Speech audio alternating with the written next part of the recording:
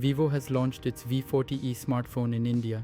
The phone has a curved 6.67-inch OLED display with a 120Hz refresh rate and up to 4500 nits peak brightness.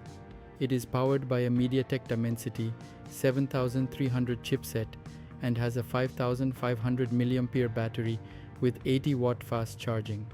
The V40e has a dual rear camera setup consisting of a 50-megapixel main camera with OIS and an 8-megapixel ultra-wide lens. On the front, there is a 50-megapixel selfie camera with eye autofocus.